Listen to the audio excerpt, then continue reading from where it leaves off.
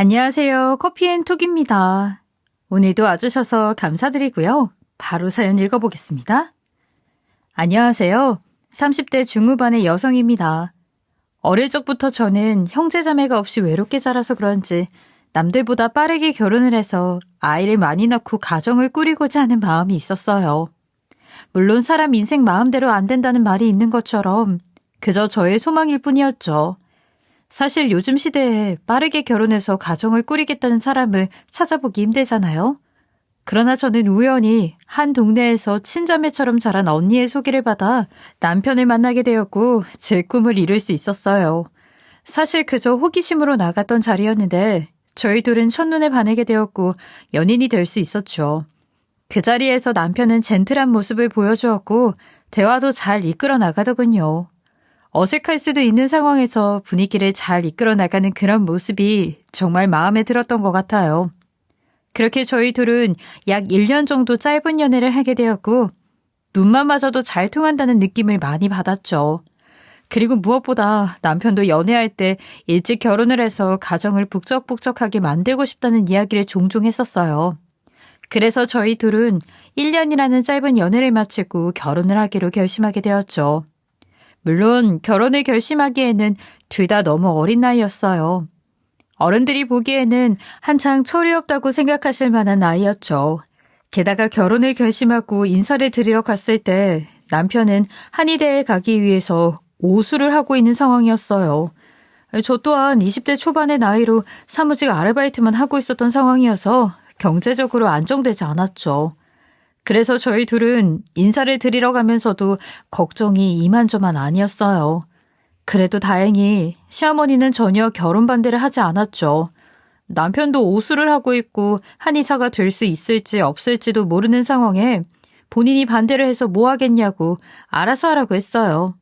하지만 할머니는 일찍 결혼하겠다며 남편을 데리고 간 저를 많이 걱정하셨죠. 사실 저는 어렸을 때 친정 부모님이 이혼하신 후 아빠, 할머니 셋이 살았어요. 하지만 제가 중학교 3학년에 올라갈 때쯤 아빠가 안타까운 사고를 당해 먼저 하늘나라로 떠나셨죠. 이후 할머니는 저를 유일한 핏줄이라고 애지중지하면서 키워주셨어요. 그래서인지 손녀딸이 일찍 결혼을 하겠다고 하니까 많이 당황하신 듯 보였죠.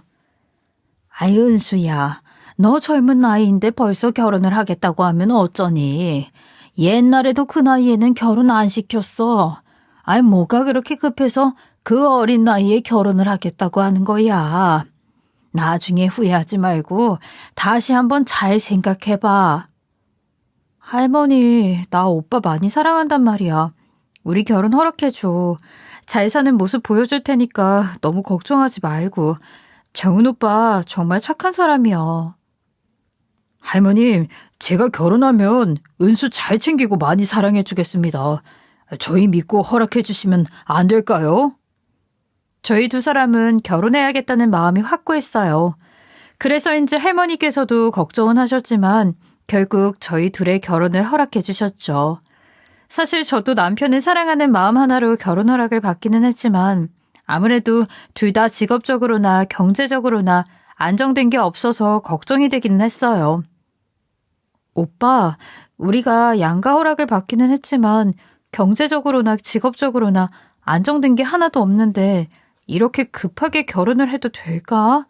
아무리 결혼을 빨리 하고 싶다는 생각을 해왔다지만 할머니가 걱정하시는 모습을 보니까 괜히 마음이 좀 그렇네. 우리가 더 열심히 살면 돼. 너무 걱정하지 마.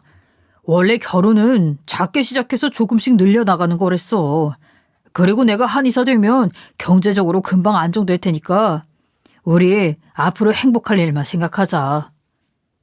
아무리 그래도 난 조금 불안하네. 아무것도 준비된 게 없는데 결혼해서 우리가 잘 살 수 있을까 싶어.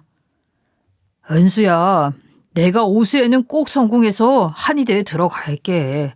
내가 한의사만 되면 우리 경제적으로 많이 안정될 거고 그때까지만 고생하면 분명히 꽃길 펼쳐질 테니까 너무 걱정하지 말자.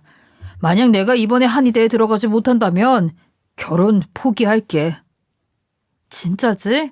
이번에 꼭 한의대 들어가야 돼? 결혼까지 하기로 했는데 오빠 이번에도 떨어지면 진짜 큰일 나. 알았어. 나 열심히 공부하고 있으니까 이번에는 꼭 붙을 거야. 남편은 제 앞에서 오수에는 성공해 한의대에 들어가겠다고 약속했어요. 오수에도 떨어지면 결혼까지 포기하겠다고 호언장담을 하니까 저도 남편을 한번 믿어보기로 했죠. 걱정이 이만저만 아니었는데 다행히 남편은 오수 끝에 한의대에 입학할 수 있게 되었어요. 저는 남편의 한의대 합격 소식을 듣는데 만감이 교차해서 눈물이 다 흘러나왔죠. 남편도 오랜 시간 고생을 하더니 너무 행복해하더군요. 당연히 시어머니도 우리 아들 장하다며 경사 났다고 엄청 좋아하셨어요. 그렇게 저희 둘은 남편의 합격 소식을 듣고 나서 편안한 마음으로 결혼식을 올리게 되었죠. 저는 남편도 곧 한의사가 될 테니 앞으로 행복한 결혼 생활만 하면 되겠다 싶었어요. 그런데 행복과 불행은 함께 공존한다는 말이 있잖아요. 이제 좀 행복해지려나 싶었는데 남편이 젊고 건강한 나이에 알코올성 간경화 판정을 받게 되었죠. 사실 남편의 병을 알기 전에 자꾸 배가 빵빵하고 소화불량이 심한 것 같다고 했었어요. 저는 그냥 단순히 스트레스 때문이겠거니 생각을 했었죠. 그런데 어느 날 배가 빵빵한 게 자꾸 속이 불편하다고 병원 가서 검사를 받아보겠다고 하더군요. 이때까지만 해도 저는 과민성 대장증후군 아니냐며 크게 신경을 안 썼죠. 그런데 며칠 후 남편 휴대폰으로 검사 결과가 나왔다며 병원에서 아침 일찍부터 전화가 오더니 심각하다면서 빨리 보호자를 데리고 오라고 했어요. 그래서 저와 남편은 연료에 제쳐두고 급하게 병원에 달려갔죠. 그런데 의사 선생님이 검사 결과를 보더니 알코올성 간경화라고 하시는 거예요. 처음에 저는 검사 결과를 듣고 혹시 차트가 다른 사람이랑 바뀐 게 아니냐고 물을 만큼 믿을 수가 없었어요. 남편은 이런 병이 올 만큼 나이가 많은 것이 아니었고 무엇보다 꾸준히 운동을 하고 있었거든요. 그렇기에 이런 병이 찾아올 리가 없다고 생각할 수밖에 없었죠.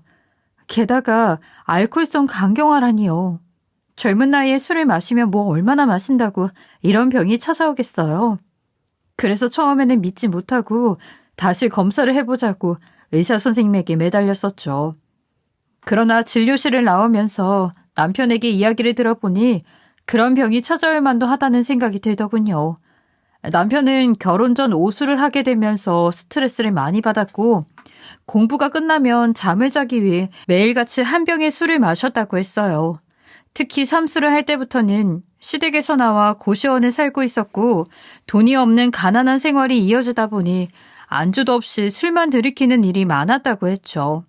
이뿐만 아니라 남편은 한의대에 들어가고 결혼을 하게 된 이후에는 매일같이 동기들과 술 약속이 잡혀 있었어요.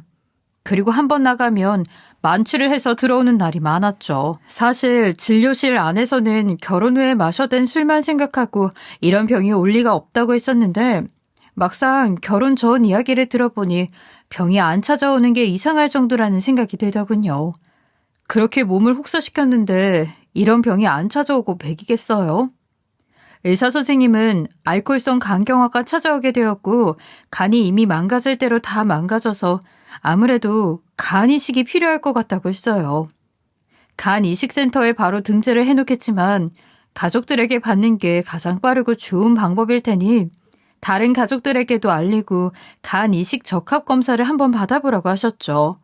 그러면서 오랫동안 질환을 방치하게 되면 최악의 상황에서는 이식도 불가능할 수도 있으니 서두르라고 말씀하셨어요. 젊은 나이에 알코올성 간경화가 오다니 정말 기가 막히고 어이가 없었지만 일단 저는 미워도 내 남편이니 우선 살려놓고 봐야겠다는 생각이 들었죠. 남편도 질환을 알기 전날까지 정신 못 차리고 친구들이랑 부어라 마셔라 하더니 간이식까지 필요하다고 하니까 충격을 많이 받았는지 그날은 침대에 누워 꼼짝하지 않더군요. 일단 저는 남편에게 간이식을 해줄 수 있는 사람이 누가 있는지 생각해 보기로 했어요. 그러나 상황은 좋지 않았죠. 일단 남편은 외동이라서 간이식을 해줄 만한 형제가 없었고 시아버지는 일찌감치 돌아가셔서 안 계셨어요. 그렇다고 시어머니가 이식을 해주기에는 자잘하게 가지고 있는 질환이 많다 보니 보나마나 불가능하다고 할 것 같았죠. 무엇보다 남편에게 간이식을 해줄 만큼 가까운 친척이 있는 것도 아니었어요. 시아버지가 돌아가시게 되면서 친가 쪽 친척분들이랑은 애초에 연락이 끊긴 상태였고 외가 쪽 친척분들은 예전에 시어머니와 크게 싸워서 사이가 그다지 좋지 않아 안 해주겠다고 할 가능성이 높았죠. 결국 검사라도 해볼 수 있는 사람은 저와 시어머니밖에 없었어요. 하지만 저는 친족도 아니니까 적합검사를 하겠다고 하면서도 좋은 결과가 있을까 걱정할 수밖에 없었죠. 그나마 가능성이 있는 사람은 시어머니밖에 없는데 당뇨에 고혈압까지 가지고 있는 질환이 많아서 괜찮을까 싶더군요. 그래도 예상보다 결과가 좋을 수 있으니 시어머니와 함께 가서 적합검사를 받아보는 게 최선의 방법인 것 같았죠. 그래서 시어머니에게 남편의 현재 상황을 알린 후 병원에 모시고 가서 검사를 받아보기로 했어요. 네가 청혼이 없이 혼자 여긴 웬일이냐? 어머니, 드릴 말씀이 있어서 왔어요. 아이, 괜히 꾸물거리지 말고 할 말 있으면 빨리 해봐. 얼마 전에 오빠가 몸이 안 좋다고 해서 검사를 받았는데 알코올성 간경화에 걸렸다고 하더라고요. 그래서 간이식이 필요할 것 같아요. 아이, 뭐라고? 걔가 술을 먹으면 뭐 얼마나 먹는다고 그런 게 걸려? 아, 그리고 간이식? 그거 위험한 거 아니냐? 위험하기는 한데 살려면 그래도 해야죠. 그래서 말인데 어머니랑 저랑 내일 병원에 같이 가셔서 적합검사 받아보셔야 할 것 같아요. 뭐? 지금 너 이 늙은 시애미한테 간이식을 하라는 거냐? 아, 내가 나이가 몇인데 어떻게 그 큰 수술을 하냐? 아, 게다가 난 몸이 종합병원이라 여기저기 안 아픈 곳이 없다. 검사 해보나 마나 분명히 안 된다고 할 거다. 저는 당연히 시어머니가 당장 가서 검사를 받아보자고 할 줄 알았어요. 다른 사람도 아니고 아들이 알코올성 간병변이 와서 하루라도 빠르게 이식수술을 들어가야 할 것 같다는데 본인은 못해준다며 펄쩍 뛰는 게 저로서는 당황스럽고 황당하더군요. 어머니, 지금 간이식 해줄 수 있는 사람이 저랑 어머니밖에 없어요. 친가 쪽 친척분들은 연락이 끊기고 외가 쪽 친척분들은 사이가 안 좋아서 안 해줄 가능성이 높잖아요. 게다가 저는 친족이 아니라 이식이 가능하다고 나올지 안 된다고 나올지 모르고요. 너 생각을 좀 해봐라. 어차피 내가 간을 줄 수 있다고 해도 젊은 사람 간을 받는 게 낫지 내 간이 낫겠냐?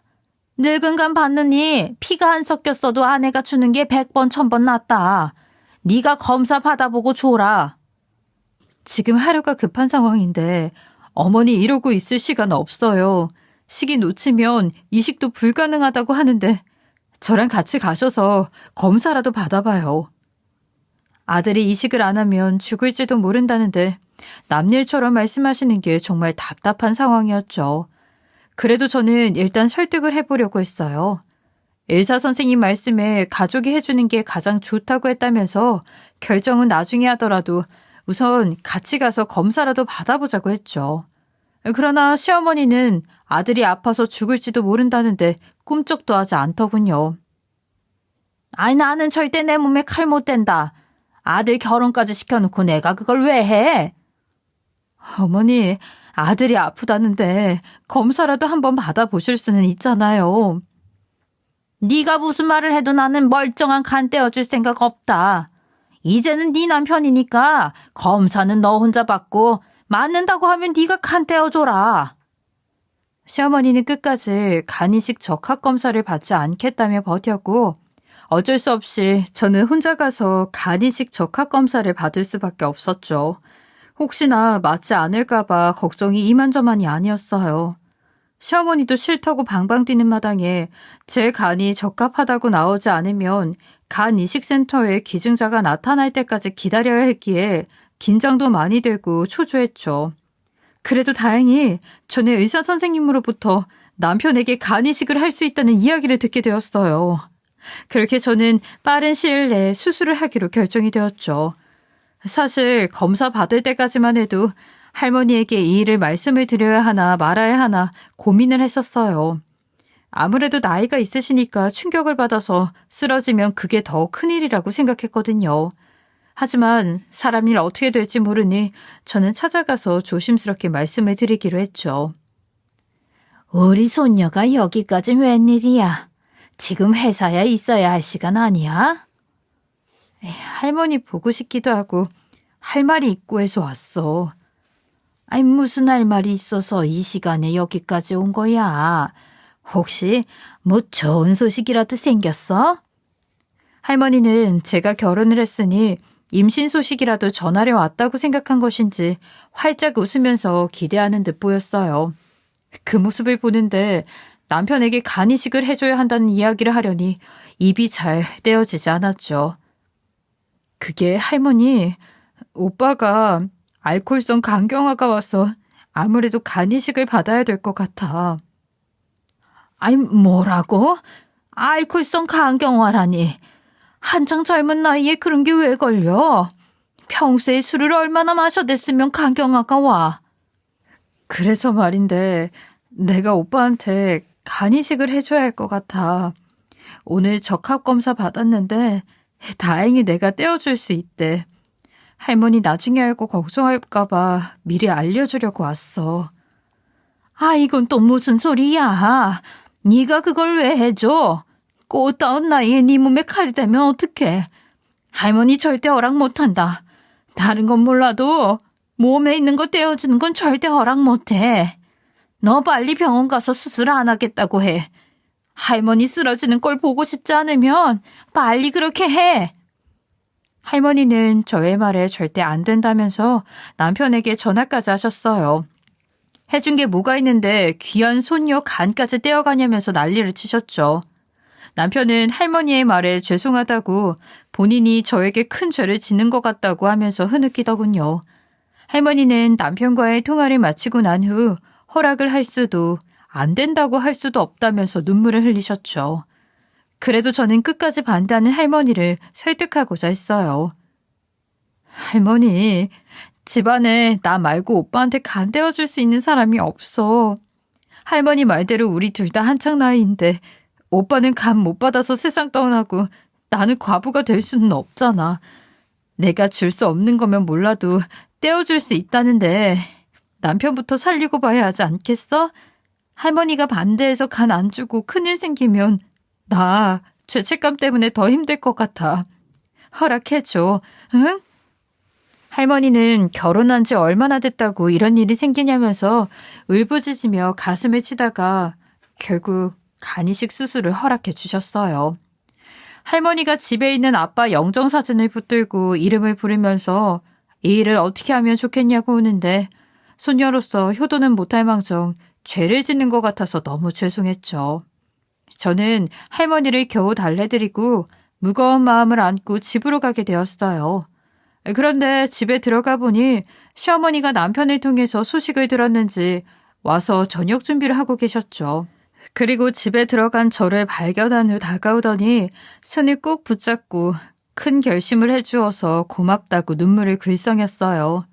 남편도 정말 미안하고 고맙다며 앞으로 할머니랑 저에게 잘하겠다고 했죠. 시어머니는 이날 이후 저와 할머니에게 지극정성이었어요. 가족이 하기에도 어려운 일을 제가 대신 해주어서 얼마나 고마운지 모른다며 매주 밑반찬과 김치 같은 것을 만들어 저희 할머니에게 가져다 줬죠. 특히 시어머니는 본인보다 젊은 제가 남편에게 간을 줄 수 있을 줄 알았다면서 제가 시댁의 복덩이라고 앞으로 잘해주겠다고 했어요. 게다가 시어머니는 수술 날짜가 잡히고 나서 제 옆에 딱 붙어 뭐라도 해주려고 했죠. 아들만 살 수 있다면 본인이 뭔들 못하겠냐고 하더니 어느 날 집에서 쉬고 있는 저에게 찾아와 통장 하나를 건네더군요. 어머니, 이게 뭐예요? 갑자기 통장을 왜 주세요? 게다가 꽤 많은 돈이 들어있는 것 같은데.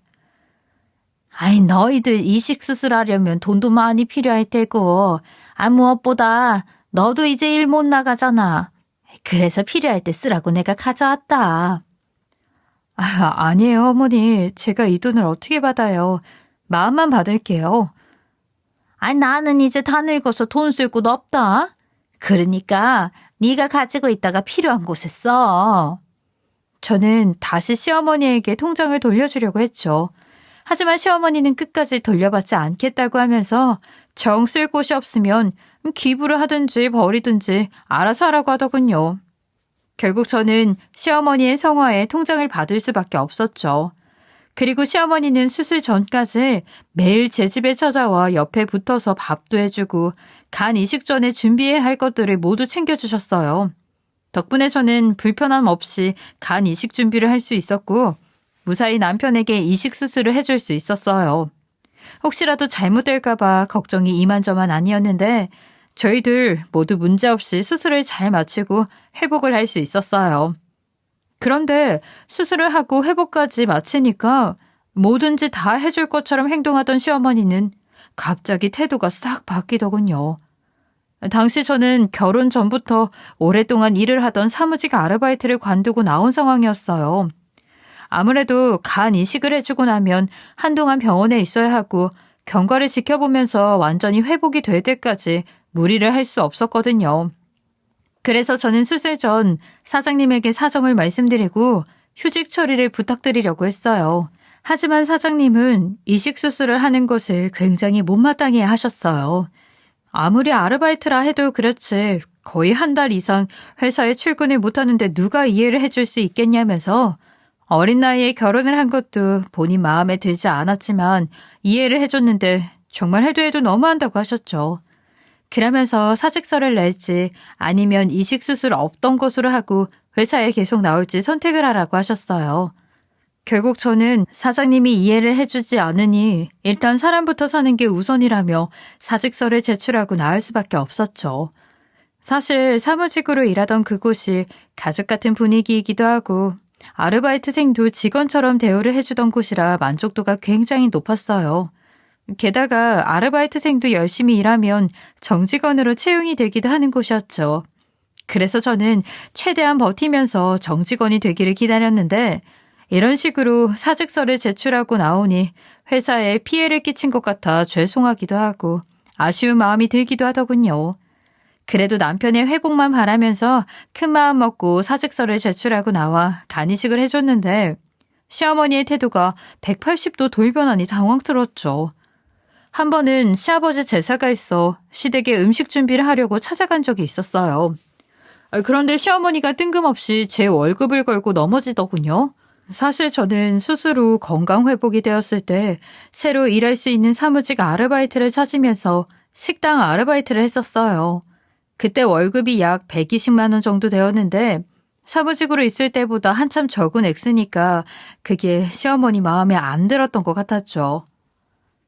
얘, 너 요즘 120만 원밖에 못 번다면서? 요즘 시대에 그걸 누구 코에 붙이냐? 그 돈 벌어서 우리 정훈이 밥도 제대로 못 얻어먹고 다니겠네. 에휴. 그게 오빠한테 간이식 해주면서 사무직 아르바이트를 관두고 식당 아르바이트만 하고 있어서요. 곧 좋은 자리 구할 수 있을 거예요. 아무리 네가 간이식을 해줬다고 하지만 이건 너무한 거 아니니?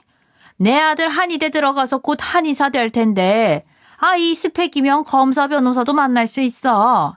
그런데 고작 120만 원 벌어서 남편 보필이 되겠냐? 너 검사 변호사에게 네 자리 빼앗기지 않으려면 나랑 정훈이한테 잘해라. 알겠어? 시어머니는 한의대생인 남편과 저는 다르다며 비교를 하셨어요. 그 말에 속상하고 억울해서 남편에게 털어놓았는데 남편은 별로 신경조차 쓰지 않더군요. 나이 먹은 사람이 하는 말은 그러려니 하고 넘기라고 뭘 그렇게 하나하나 신경 쓰고 앉아있냐며 별일 아닌 것처럼 굴었죠. 두 사람이 이제 받을 거 다 받았다는 식으로 나오는 모습에 저는 크게 실망을 했고 기분이 너무 안 좋았어요. 그런데 문제는 제가 25살이 되었을 때 생겼죠. 시간이 지나면 지날수록 저와 시어머니와의 관계는 안 좋았어요. 시어머니는 제 얼굴만 보이면 좋은 소리를 하지 않으셨고 아무 생각 없이 내뱉는 말들이 저에겐 큰 상처가 되었죠. 그래도 평생 봐야 할 사람인데 고부관계를 개선하는 게 좋을 것 같다는 생각이 들었어요. 그래서 저는 평소에 좋아하시는 음식이라도 해드리며 허심탄회하게 이야기하면 좋지 않을까 싶어 장을 바리바리 봐서 시댁에 찾아갔죠. 그런데 시댁에 도착해보니 어떤 여자 목소리가 들리는 거예요. 저희 시댁이 1층 주택이고 시어머니가 평소에 창문을 잘 열어놓는 편이라 밖에서도 소리가 잘 들리거든요. 처음에는 단순히 시어머니가 아는 사람이 집에 놀러 왔다고 생각했죠. 그래서 별 생각 없이 시댁 안으로 들어가려고 했는데 현관문을 잡고 문을 열려고 하는 순간 남편 목소리가 들려왔어요. 어머니, 저 이 사람이랑 재혼하겠습니다. 그래. 어차피 둘 다 재혼인데 무슨 큰 문제가 있겠냐. 나는 제이라면 두 팔 벌려 환영이지. 그나저나 은수랑은 언제 정리할 거니? 이제 정리해야죠. 안 그래도 오늘 이 사람 집에 데려다주고 가서 이혼 얘기하려고요. 처음에는 도저히 믿기지 않는 내용이라 제가 뭘 잘못 들은 건가 두 귀를 의심했죠. 그런데 남편이 오늘 집에 들어가 이혼 얘기를 하겠다고 하니 바람을 피웠고 나를 쫓아낸 후 재혼을 시키려고 한다는 게 확실해졌어요. 그래서 저는 곧바로 시댁 안으로 쳐들어가 지금 이게 무슨 소리냐고 난리를 쳤죠. 그러자 시어머니와 남편은 잠깐 당황하는 듯 보였어요. 그러다가 이내 헛소리를 시작했죠. 지금 이게 무슨 짓이에요? 당신 그동안 나 몰래 바람 피운 거야? 그것도 모자라서 나 내쫓아내고 내 자리에 저 여자 앉히려고 그랬니? 당신 미쳤어? 그게... 상황 보니까 너도 밖에서 우리가 나누는 대화 내용 다 들은 것 같은데 그만 씩씩거리고 앞에 앉아봐라. 어차피 한 번은 부딪혀야 할 일인데 이참에 정리하자. 뭐라고요? 뭐가 그렇게 당당하세요 지금? 너 긴 말할 것 없이 우리 정훈이랑 이혼해라. 조용히 이혼 절차만 마무리 지어주면 내가 1억 줄게. 1억이면 꽤 큰 돈인데 너도 손해볼 건 없잖아. 정말 기가 막혀서 말이 밖으로 나오지 않더군요. 저는 이게 말이 되냐고 하면서 아주 미친 사람처럼 날뛰었죠. 그랬더니 시어머니는 혹시라도 그 여자가 다치기라도 할까봐 먼저 집으로 보내는 거예요. 그리고는 저를 붙잡더니 1억 바로 보내줄 테니까 조용히 도장 찍고 집에서 짐 가지고 나가라고 했죠. 하지만 저는 억울해서라도 이혼은 못하겠다고 하면서 끝까지 버티려고 했어요. 막말로 제가 잘못한 것도 없는데 이혼 당할 이유가 없잖아요. 그래서 집에 꼼짝하지 않고 버티고 있었는데 그날 저녁에 시어머니랑 남편이 신혼집에 찾아와 자꾸 이혼 얘기를 하더군요. 나는 이미 마음 떠났는데 당신이 그렇게 버티면 뭐가 달라져? 그냥 1억 받고 조용히 이혼하는 것으로 마무리 짓자. 뭐라고? 당신 왜 이렇게 당당해? 바람까지 피웠으면 내 앞에 무릎 꿇고 싹싹 빌어야지. 너는 왜 멀쩡한 내 아들을 무릎 꿇리려고 하니? 위자료 개념으로 1억까지 챙겨준다니까? 아까 그 여자 성공한 사업가야. 너랑은 비교할 수도 없는 사람이라고. 니까지 거랑은 비교할 수도 없는 사람이라고. 그러니까 조용히 이혼 도장 찍고 돈 받아 나가라. 시어머니는 남편에게 눈짓으로 서류 쪽을 가리키더군요. 그러자 남편이 다가와 억지로 도장을 찍게 만들려고 했죠. 결국 남편은 힘을 사용해서 서류에 억지로 도장을 찍게 만들었고 곧장 저를 밖으로 내쫓았어요. 그리고 남편 옆에 팔짱 끼고 있던 시어머니는 짐을 대충 싸서 현관문 밖으로 던졌죠. 어쩌다 간만 쏙 빼먹게 됐네. 미안하게 됐다. 억울하게 집에서 쫓겨나게 되니까 저는 머리 끝까지 화가 차올랐어요. 죽을 위기에 처해서 간 이식까지 해줄 때는 뭐든지 다 해줄 것처럼 하더니 간을 받고 나니까 태도가 180도 변하는 것은 물론 바람까지 피워 재혼할 생각을 하다니요. 저는 꼭 이전 시어머니와 전 남편에게 복수를 해야겠다고 다짐했어요. 던져진 짐가방을 들고 나오면서 어떤 방법으로 복수를 해야 하나 고민을 하다가 스펙 때문에 이렇게 쫓겨났으니 남편보다 더 잘 나가는 한의사가 되어야겠다는 생각이 들었죠. 전 남편도 오수를 해서 늦은 나이에 한의대에 들어갔는데 저라고 못할까 싶었어요. 그래서 수능을 준비해서 한의대에 들어가야겠다 싶었죠. 일단 저는 집에서 쫓겨나서 갈 곳이 없으니 할머니 집으로 다시 돌아가게 되었어요. 그리고 놀란 할머니에게 사정을 다 설명을 했죠.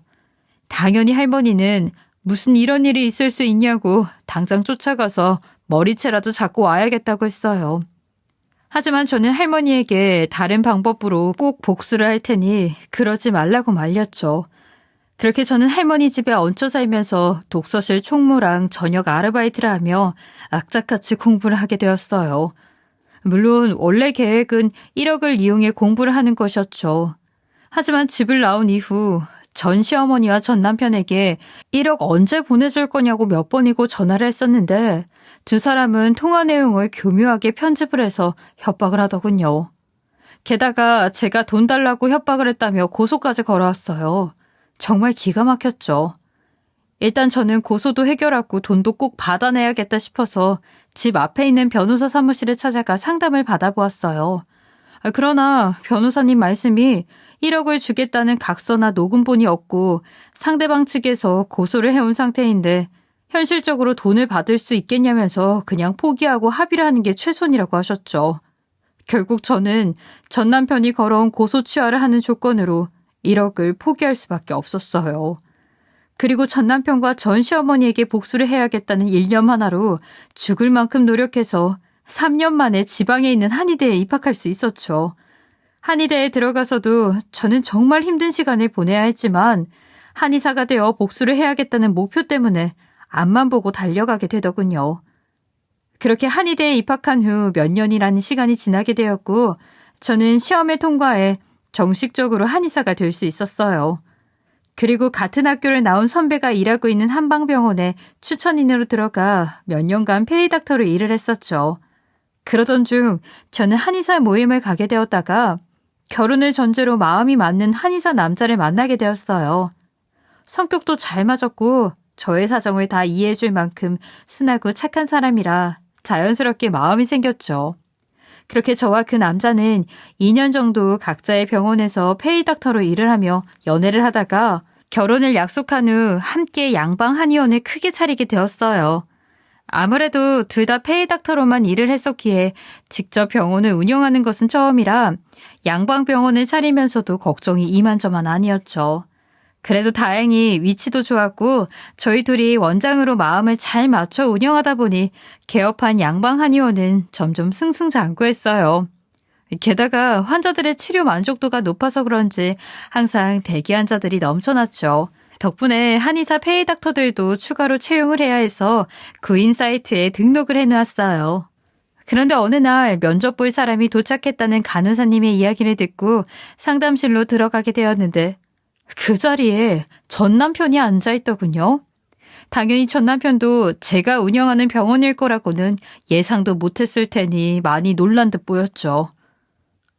당신이 어떻게? 분명히 원장님이랑 면접을 본다고 했는데. 내가 원장이야. 한의사 시험 합격해서 결혼할 사람이랑 양방병원 차렸어. 뭐라고? 당신이 한의사가 됐다고? 가운에 적힌 거 안 보여? 원장이라고 떡하니 적혀 있잖아. 저는 더 이상 말 섞기 싫어서 바로 면접 시작하자고 하고는 반대편 의자에 앉았어요. 그리고 곧바로 이력서를 확인해 보았죠. 그런데 이력서를 보니까 과간이 아니더군요. 전에 일하던 곳을 관두고 한동안 일자리를 찾지 못했는지 뒤늦게 한의사가 된 저보다 경력이 훨씬 부족해 보였어요. 저는 전 남편에게 그냥 형식적인 질문 몇 개만 한 후 고민도 하지 않고 채용할 수 없다며 내보냈죠. 그런데 다음날 병원에 아침 일찍 출근을 했는데 전 남편과 전 시어머니가 병원 앞에서 저를 기다리고 있더군요. 무슨 얘기를 할지 대충 예상이 되었지만 일단 저는 제 진료실로 들어오라고 했어요. 그랬더니 전 시어머니와 전 남편은 진료실에 발을 붙이자마자 제 앞에 무릎을 꿇고 취업 좀 시켜달라고 싹싹 빌었어요. 은수야, 내가 잘못했다. 너를 그렇게 무자비하게 집에서 내쫓는 게 아닌데 늦었지만 한 번만 용서해주면 안 될까? 이제 와서 왜 이러세요? 이혼까지 한 마당에 무슨 상관이라고요? 은수야, 내가 잘못했어. 한 번만 용서해줘. 내가 당신을 몰라? 원하는 게 있으니까 어머니까지 끌고 온 거 아니야. 할 말 있으면 빨리 말하고 가. 은수야, 우리 아들이 어제 여기 면접을 보러 왔다고 하던데 떨어졌다고 하더라. 그런데 취업 좀 시켜주면 안 되겠냐? 우리가 사정이 좋지 않아서 정훈이가 빨리 일을 시작해야 하는데 쉽지가 않네. 제가 왜요? 저 대신 들여놓은 잘난 사업가 며느리 계시잖아요. 그쪽이 훨씬 백도 많고 능력도 좋을 텐데 그냥 그 회사 가서 일하라고 하세요. 그게 나 사기당했어. 그 여자 완전 사기꾼이었어. 애초에 내 등골 빼먹으려고 결혼한 거고 사업자금 필요하다면서 내 이름으로 대출을 받아놓고 애까지 놓고 도망쳤다고. 저는 대체 전 남편이 무슨 소리를 하고 있는 건가 싶었어요.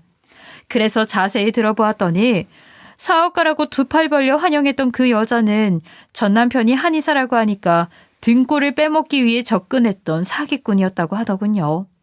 게다가 결혼 후 사업 자금이 필요하다면서 전 남편 이름으로 사채업자에게 대출을 받았고 본인이 벌어온 것처럼 매달 돈을 내놓으며 애까지 낳아놓았다고 해요. 그런데 전 남편과 전 시어머니에게 사기꾼인 게 들켰고 그 여자는 남은 돈을 모두 챙겨서 애를 놔두고 그냥 도망가 버렸다고 했죠. 심지어 전 남편은 도망간 마누라 때문에 정신줄을 놓고 진료를 보다 의료사고를 냈고 한동안 일을 하지 못했다고 하더군요. 그런데 그 여자가 도망가게 되면서 책임져야 할 가족이 있으니 급하게 취직을 하려고 노력 중인데 전에 냈던 의료사고가 여기저기 소문이 나서 그런지 아무도 받아주지 않았다고 해요. 은수야, 나 지금 이혼소송하고 있고 집안에 일을 하고 있는 사람이 없는 데다가 사채업자들이 매일같이 쫓아와.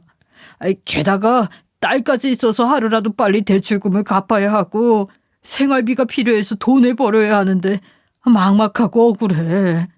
착한 당신이 나 좀 도와주면 안 될까? 당신이 좋다고 그 여자한테 가놓고 뭘 억울하다고 해.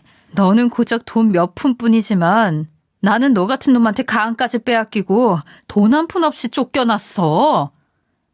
아유, 은수야, 내가 미안하다. 이렇게 무릎까지 꿇고 사죄할게. 하지만 전에 맺은 인연 생각해서 한 번만 도와주면 안 될까?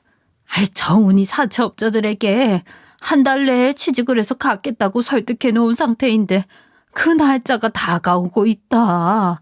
한 달이 되면 정말 큰일이 날지도 모르는데 한 번만 도와줘. 그리고 솔직히 말하면 네가 한의사가 된 것도 어찌 보면 우리 때문에 한의사가 된 거 아니냐? 그럼 당연히 우리한테 고마워해야 되는 거 아니냐고. 별 말 같지도 않은 미친 소리 하고 있네. 내가 한의사 되는데 댁들이 뭐 보태준 거 있어? 이런 뻔뻔하고 무식한 말종들을 봤나. 나는 당신들 도와줘야 할 필요성 못 느끼겠으니까 당장 나가요. 일이 이렇게 된 건 다 자업자득이죠. 은수야, 나 좀 살려줘. 당신이 취직만 시켜주면 내가 하라는 거 다 할게. 잡일도 하고 환자 진료도 열심히 할게. 나 조금만 도와줘.